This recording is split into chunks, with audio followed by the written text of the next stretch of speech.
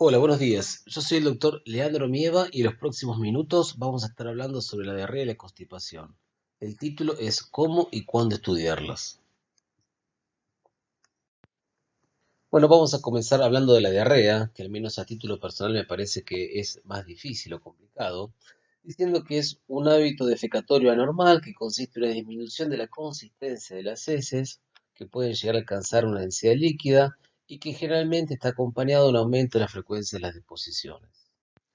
Según los datos de la Organización Mundial de la Salud, la diarrea sigue siendo un problema considerable respecto a la mortalidad, en especial en la población infantil y en aquellos países de bajo nivel socioeconómico. Dentro del estudio de la diarrea se impone una primera clasificación que tiene que ver con el tiempo de evolución de la diarrea. Así decimos que existe una diarrea aguda cuando dura menos de un mes y la diarrea crónica aquella que persiste más allá de la cuarta semana. En general, la diarrea aguda dura menos de una semana y tiene un curso autolimitado. De ahí la importancia entre esta diferenciación. Así tenemos que en la diarrea aguda, la mayoría de las veces son de origen infeccioso por bacterias, virus, parásitos, pero en menor frecuencia puede llegar a ser dado por ingesta de medicamentos, por una isquemia intestinal, una enfermedad inflamatoria o una impactación fecal. En esta charla se hablará fundamentalmente de la diarrea crónica, que es un problema común que afecta hasta el 5% de la población. Es importante que es la noción que tienen los pacientes de su propia dolencia, a veces definiendo la diarrea no como tal, sino como la consistencia, un cambio en la consistencia de las heces, como un aumento de la frecuencia, como una urgencia en el momento de defecar o un problema en la continencia. Hay un comentario que hay que resaltar que la definición de la diarrea se relaciona con la consistencia y no con la frecuencia. Por lo tanto, una consistencia normal, pero con un aumento de la frecuencia, se denomina pseudodiarrea. Dentro de la diarrea crónica se impone una clasificación que tiene que ver con los mecanismos fisiopatológicos que la producen. La mayoría de los textos y autores conservan esta clasificación y sigue vigente, y la clasifican en osmótica, secretora, estetorrea, inflamatoria, por causas de motilidad y por supuesto finalmente las misceláneas. Baltasar Gracián era un escritor español del siglo de oro que rezaba ¿de qué sirve el saber si no es práctico? Y si bien nadie niega la importancia que tiene esta clasificación fisiopatológica de la diarrea, desde un enfoque práctico es útil clasificar a los pacientes con diarrea crónica en función de si presentan características que sugieren funcionalidad u organicidad. Y es que, desde el punto de vista epidemiológico, el síndrome de intestino irritable, predominio de diarrea y la diarrea funcional son las causas más frecuentes de diarrea crónica en las poblaciones occidentales, aunque la fisiopatología sigue siendo bastante poco comprendida. Desde hace al menos 30 años, en la ciudad de Roma, distintos expertos se reúnen periódicamente para debatir, discutir y pensar en los distintos desórdenes funcionales digestivos. Douglas Drossman es quien primero acuñó la frase desorden de la interacción intestino-cerebro, que define mucho mejor que aquella de desórdenes funcionales que aún hoy en día se sigue utilizando. En ella vuelca un acercamiento hacia el entendimiento de la enfermedad. Los criterios de Roma, si bien no son muy conocidos fuera del ámbito de la gastroenterología, le dan cuerpo y sustancia a los trastornos funcionales, aportando criterios clínicos afirmativos de inclusión a una entidad que hasta hace no mucho solo se arribaba mediante la exclusión de aquello orgánico. Por ende, los criterios de Roma proporcionan un marco para el diagnóstico del síndrome de intestino irritable. Deben buscarse otras causas cuando estos criterios no se cumplen y los pacientes sin características de alarma, pero que cumplan con los criterios de inclusión para el intestino irritable, deben tratarse sin más pruebas. Quienes no respondan a las medidas iniciales, estos sí deberían ser evaluados más a fondo. En el síndrome de intestino irritable encontramos que el dolor abdominal recurrente es el síntoma cardinal. Este dolor está en relación con la defecación, generalmente aparece o alivia con la defecación, está relacionado con un cambio en la frecuencia, ya sea con una tendencia a la constipación o a la diarrea, o a veces a las formas mixtas, y está relacionado con los cambios en la consistencia de las deposiciones, con síntomas que tienen que estar presentes al menos 3 meses antes de la consulta. Hablamos de la diarrea funcional cuando el paciente presenta heces acuosas o sueltas en más del 25% de las deposiciones en los últimos meses, en los que el dolor abdominal, si bien puede estar presente, no es el síntoma primordial. Esto es lo que diferencia el síndrome de intestino irritable predominante de la diarrea funcional. Ya sea que hablemos de constipación o de diarrea, es muy probable que ustedes se topen en los artículos académicos con la escala de Bristol. En ella hace una referencia gráfica de los distintos tipos y consistencias de la materia fecal. En el caso de la diarrea, corresponde a los subtipos 5 y 6. Dentro de los diagnósticos diferenciales de la diarrea crónica de características funcionales, podemos encontrar a la diarrea inducida por fármacos, por mala absorción de azúcares, ácidos biliares, parasitosis, sobrecrecimiento bacteriano, insuficiencia pancreática o enfermedad inflamatoria intestinal. En las próximas diapositivas no solamente vamos a charlar sobre cada una de estas, sino que vamos a proponer cómo sería una hoja de ruta para llegar al diagnóstico. En la aproximación diagnóstica, la anamnesis es sin lugar a duda la parte más importante. La exploración física, si bien es insustituible, es mucho más anodina. En el interrogatorio nos tenemos que asegurar que estamos verdaderamente frente a una diarrea, si esa diarrea tiene otros síntomas digestivos, si hay repercusión del estado general, si hay sangre en la materia fecal, si hay intolerancias previas, cirugías, comorbilidades y antecedentes familiares. En este algoritmo, en esta filmina, que puede que sea una de las más importantes de la charla, tenemos que a través del interrogatorio, la exploración física y las investigaciones básicas, que incluyen el estudio microbiológico de las heces, así como una analítica básica a la que agregaríamos una serología para enfermedad celíaca y, de ser posible, una calprotectina en materia fecal, es que podemos saber acerca de estas características de la diarrea y si creemos que tiene características de organicidad o de funcionalidad. En base a eso es que va a seguir el flujo diagnóstico. Es fundamental y de vital importancia conocer cuáles son los signos, síntomas y alteraciones analíticas que sugieren organicidad. La presencia de sangre en la materia fecal, la aparición de fiebre, repercusión general, la edad avanzada, la historia familiar de cáncer o pólipos colorectales, la diarrea nocturna, aquella voluminosa o que persiste más allá del ayuno.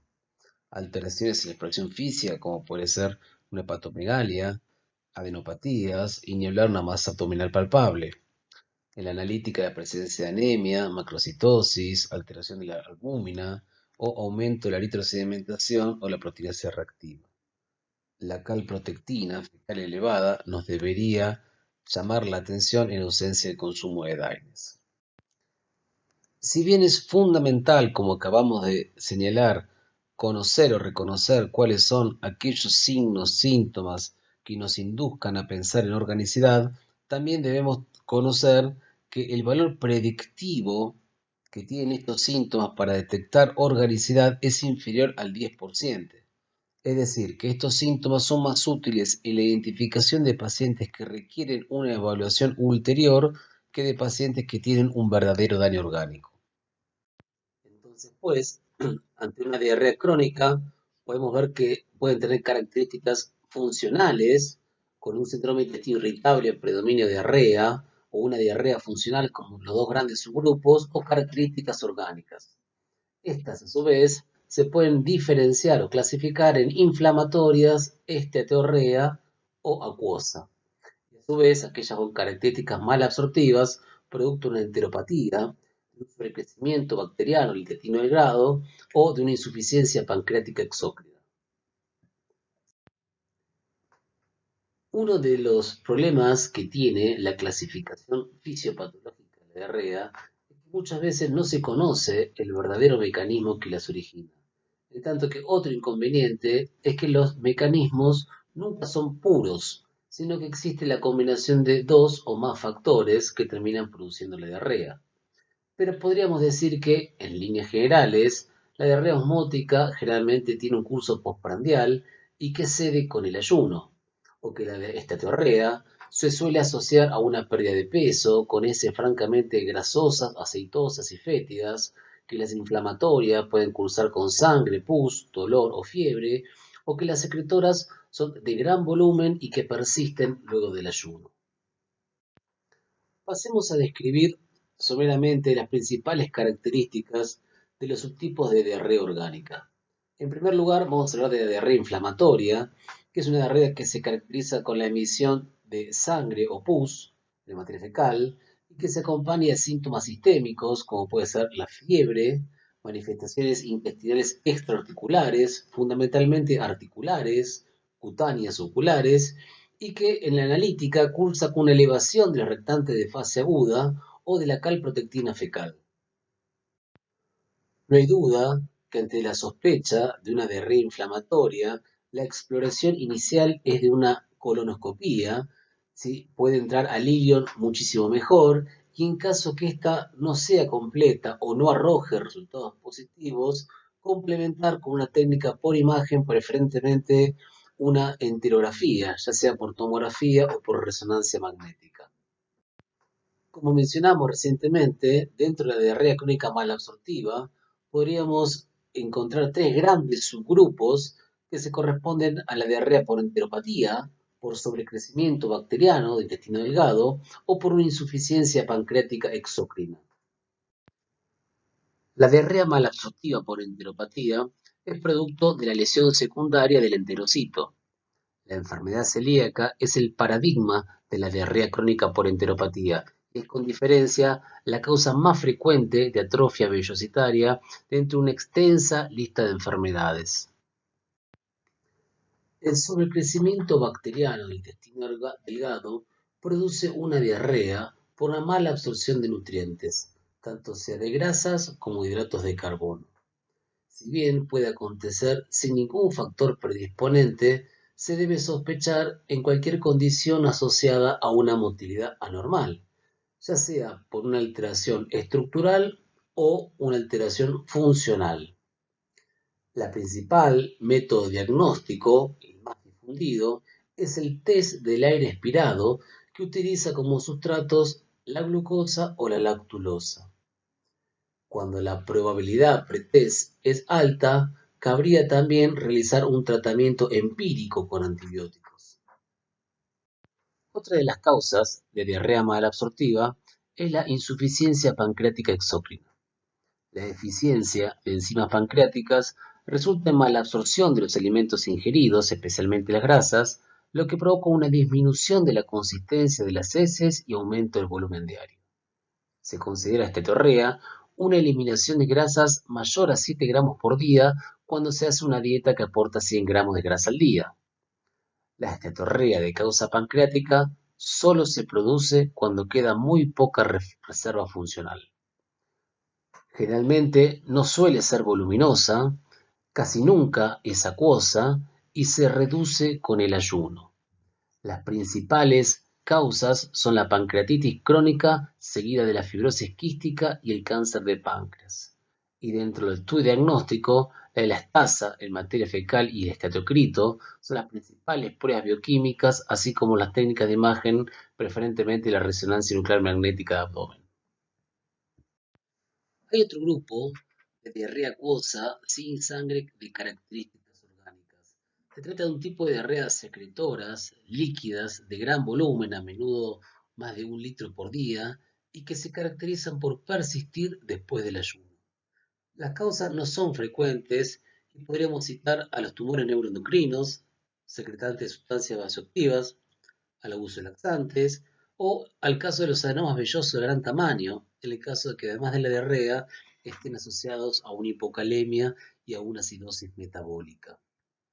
También quisiera aclarar que el análisis rutinario de los péptidos gastrointestinales en sangre o en orina no está recomendado en el proceso diagnóstico de rutina en los pacientes con diarrea crónica, ya que hasta el 45% de los pacientes pueden presentar valores falsamente positivos.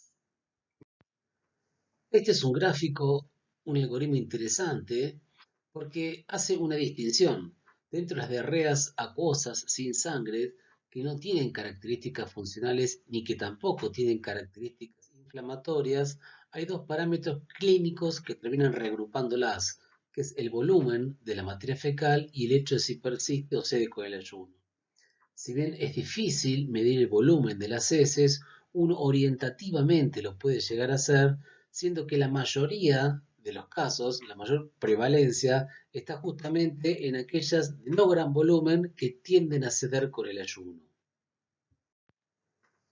Es por eso que en este grupo de diarreas acuosas hay un subgrupo que son relevantes justamente porque son diagnóstico diferencial de la diarrea funcional y porque tiene una relevancia en cuanto a la prevalencia epidemiológica, que me gustaría hacer una mención aparte.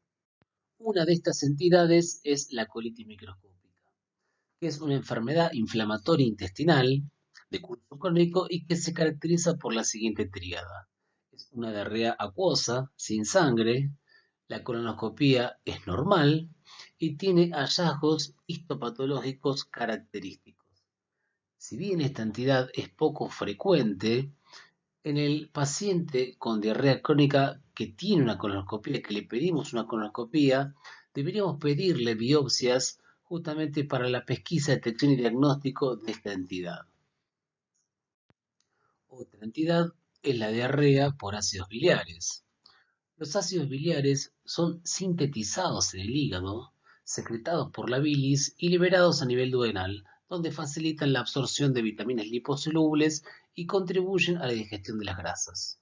Posteriormente son reabsorbidos en el íleon terminal para regresar al hígado mediante la circulación enterohepática. Una elevada concentración de ácidos biliares en el colon da lugar a un incremento de agua y electrolitos en la luz intestinal que producen la diarrea. La clínica que encontraremos será una diarrea crónica, acuosa y secretora que puede asociarse a dolor, urgencia e incontinencia. La diarrea, por malabsorción de ácidos biliares, tiene alta prevalencia.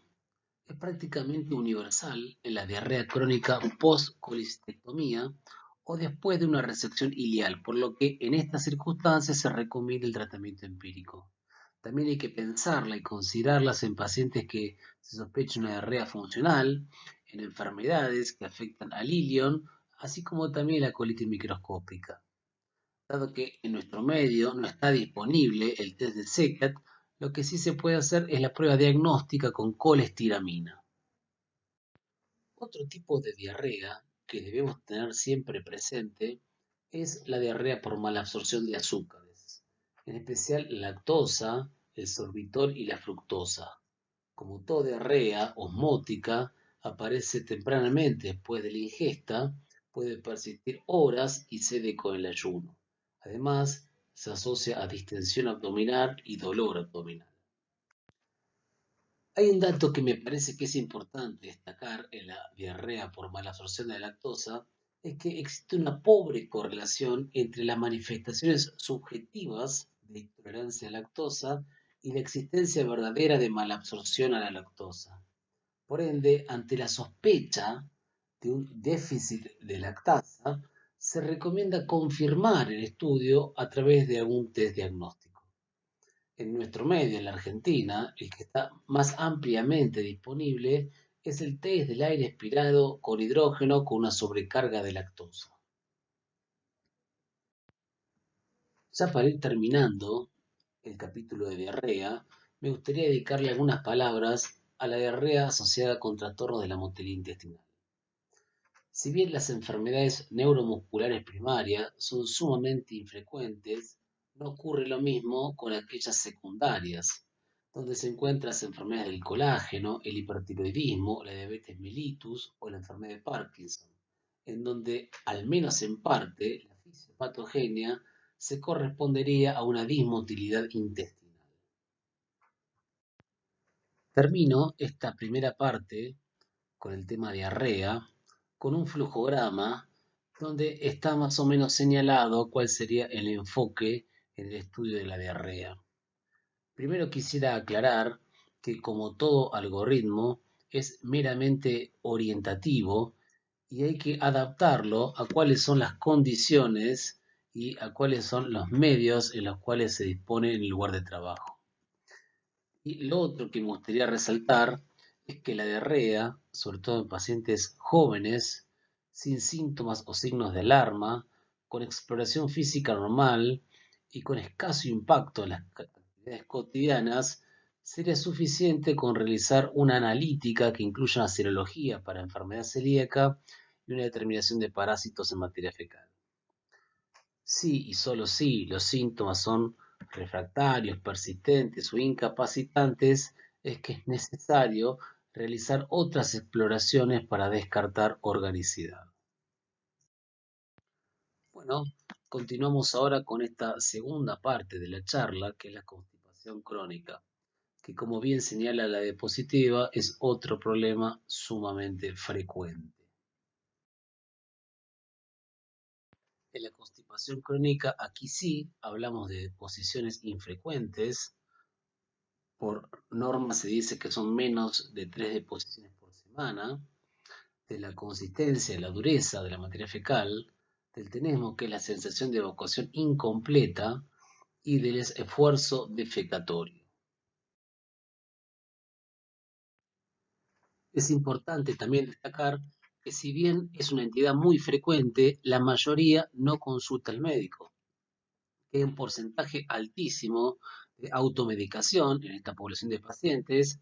Y, como otro dato importante epidemiológico, que la mayoría son mujeres, en especial en mujeres jóvenes, ahí donde más se nota la diferencia. También hay que resaltar el impacto en la calidad de vida que pueden tener estos pacientes. Hay diversos estudios que han encontrado que la constipación impacta negativamente en la calidad de vida. Y estos pacientes tienen puntajes más bajos en los ítems de salud mental y física en comparación con los sujetos controles. Y nuevamente aquí, al igual que en el segmento anterior, es imperioso hablar sobre los criterios de Roma, aquellos criterios afirmativos que hablan de la constipación funcional. Así tenemos que los síntomas tienen que estar presentes al menos 12 semanas antes y que tienen que ser infrecuentes, 3 o menos deposiciones a la semana, duras, con esfuerzo evacuatorio o sensación incompleta en por lo menos una de cada 4 deposiciones. En esta tabla están explicitados cuáles son los criterios tanto de la constipación funcional como del síndrome de intestino irritable a predominio de constipación. Es importante destacar que la principal diferencia es que en el intestino irritable está el dolor abdominal o disconfort abdominal crónico y recurrente, que habitualmente alivia luego de cada deposición. Dentro de la constipación crónica podemos reordenar a los pacientes si clínicamente presentan una frecuencia evacuatoria insuficiente, si son pacientes que lo que tienen es una dificultad para expulsar el contenido rectal, o si tiene una combinación de ambos síntomas. Esto lo vamos a tratar más detenidamente en las siguientes diapositivas. Si bien el anterior ordenamiento es valioso, sin dudas la clasificación más importante tiene que ver con la causa. Y aquí, en el caso de la constipación, hablamos si es de causa secundaria, de una causa conocida, o idiopática, sin causa aparente. Y nuevamente, llegado a este punto, nos volvemos a encontrar con la disyuntiva entre funcional versus orgánico, como si fuese un alter ego de la diarrea. ¿Cuáles son aquellos aspectos que favorecen el origen funcional? La larga evolución, la ausencia de dolor, excepto el síndrome de intestino irritable, la ausencia de sangre en las heces, las deposiciones infrecuentes, duras, el tenemo y el estrés psicosocial asociado.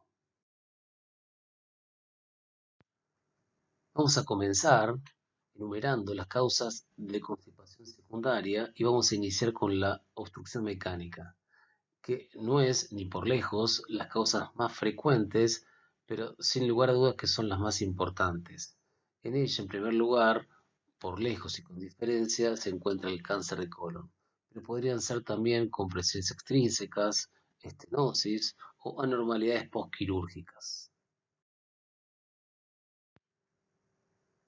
También, dentro de la constipación crónica secundaria, por alteraciones estructurales y anatómicas, nos encontramos con el megacolon, que puede ser idiopático, chagásico o congénito.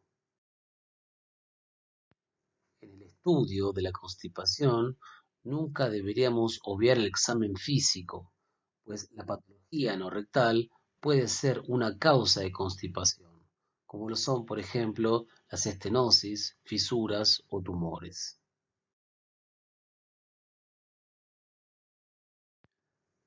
Debemos siempre pensar y no olvidar los cuadros metabólicos que pueden causar constipación, entre ellos los más frecuentes, la diabetes, el hipotiroidismo, alteraciones del calcio y del magnesio.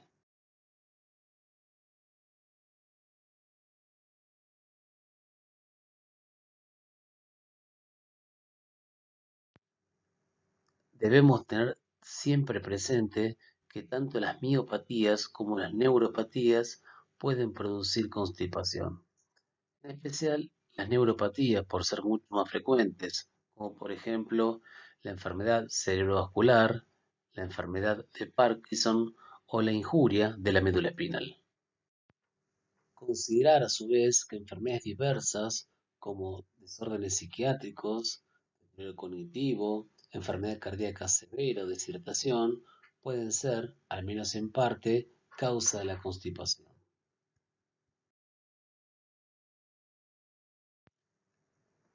La lista de fármacos potencialmente responsables de constipación es más que vasta. Quisiera destacar, al menos por frecuencia, a los opiáceos, a los antidepresivos tricíclicos y a los bloqueantes de los canales de calcio.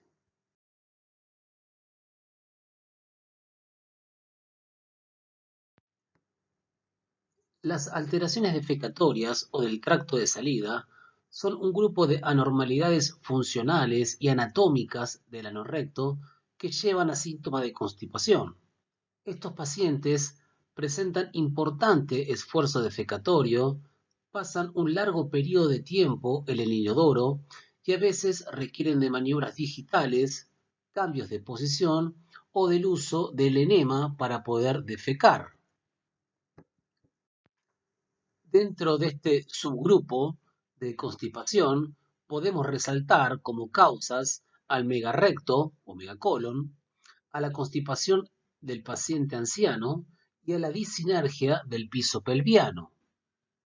Para el caso del megarrecto megacolon, este puede ser secundario a una enfermedad ya conocida, como en el caso de una enfermedad infecciosa, producto del tripanosoma, que es la enfermedad de Chagas, el megacolon chagásico, o puede ser un megacolon congénito, que es la enfermedad de Hirschsprung, que se debe a que existe una sección de la pared intestinal agangliónica y por ello la motilidad del colon está totalmente inadecuada o inexistente.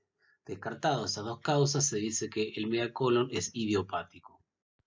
Así tenemos que en el megarrecto lo que se observa es un aumento de la compliance rectal con evacuaciones que son sumamente dificultosas, formación frecuente de fecalomas y una hiposensorialidad rectal.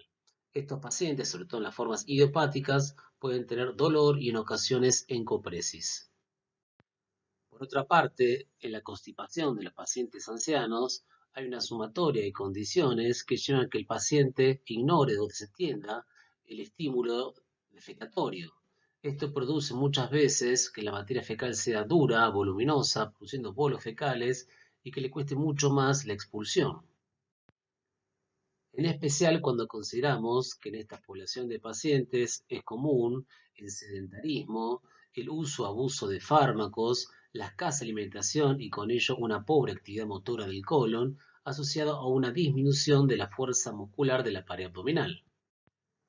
Si vamos a hablar de la obstrucción al tracto de salida, no podemos obviar a la disinergia del piso pelviano, que es una alteración en la contracción rectal, una contracción paradojal del haz pubo-rectal o una inadecuada relajación del canal anal. Ten en cuenta que la falta de coordinación o disinergia de los músculos es la causa más frecuente, pero también saber que pueden existir otras causas como por ejemplo el prolapso rectal, la intususcepción, el rectocele o el periné descendente.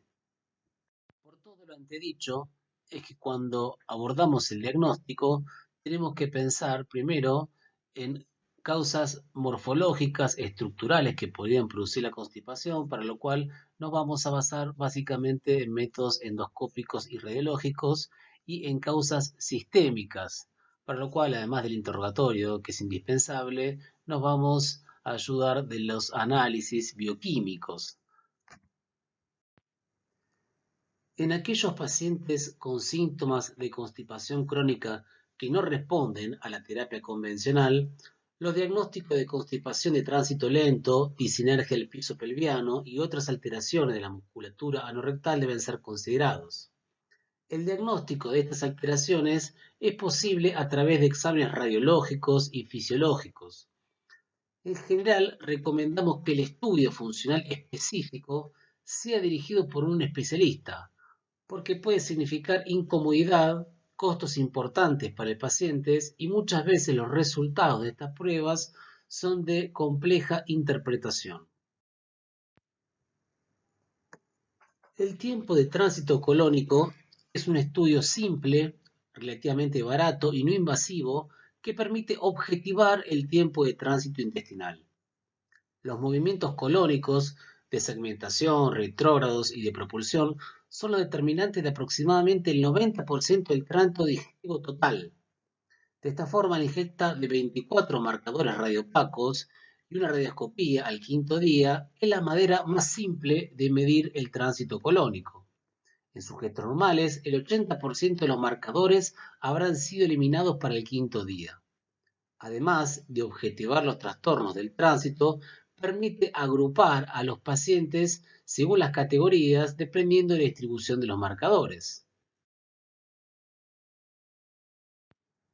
Así, decimos que hay una inercia colónica cuando los marcadores están en el colon ascendente, que hay un tránsito lento cuando están difusamente distribuidos por el colon y que hay una obstrucción defecatoria o el tracto de salida en los pacientes que demuestran persistencia de los marcadores en el recto o recto sigma. Esto va a ser importante después a la hora de orientar el tratamiento. La manometría anorrectal es importante cuando se sospecha una disinergia. Aquí se miden las presiones de reposo y de contracción voluntaria a diferentes niveles del margen anal para establecer un canal anal funcional. También se miden los volúmenes de sensación rectal para intentar establecer la sensibilidad rectal. La búsqueda del reflejo recto anal inhibitorio es esencial, sobre todo en los pacientes con megarrecto, para definir dos grupos. Aquellos que relajan el esfínter después de una distensión rectal, el reflejo está presente, y aquellos con ausencia del reflejo sugerente de enfermedad de Hirschsprung. El test de expulsión del balón consiste en evacuar un balón inflado con 50 centímetros cúbicos de agua y su utilidad consiste en detectar disinergias del piso pelviano. La videodefecografía o la videoproctografía permite objetivar los cambios dinámicos de los órganos pelvianos durante la defecación. Es especialmente útil en pacientes con historia de pujo crónico, digitación para evacuar, obstrucción del tracto de salida en el tiempo de tránsito colónico o con una úlcera solitaria de recto en la endoscopía, porque puede revelar la causa de la obstrucción defecatoria, como por ejemplo una contracción paradojal del pubo rectal, una invaginación, un rectocele grande, un sigmoide o enterocele. Además de ser un estudio radiológico, la defecografía también se puede realizar por resonancia magnética, donde tiene la principal ventaja de evaluar el piso pelviano completo en un solo examen, incluyendo los compartimentos ginecológicos y urilógicos, porque es frecuente observar los trastornos asociados. Termino la presentación con el siguiente algoritmo por etapas. Quiero remarcar que la constipación crónica es una patología altamente prevalente cuyos síntomas pueden ser severos, alterando en forma importante la calidad de vida del paciente. Conocer la fisiopatología de la constipación y el espectro de presentación clínica nos va a permitir ajustar nuestro tratamiento logrando mejores resultados. Por todo lo comentado, hay varias etapas con distinto nivel de complejidad, pero quisiera enfatizar que con un correcto enfoque y un adecuado examen clínico se pueden resolver la mayoría de los pacientes en la etapa 1, sin necesidad de recurrir ni a especialistas ni a estudios complejos o invasivos. Muchas gracias por su atención.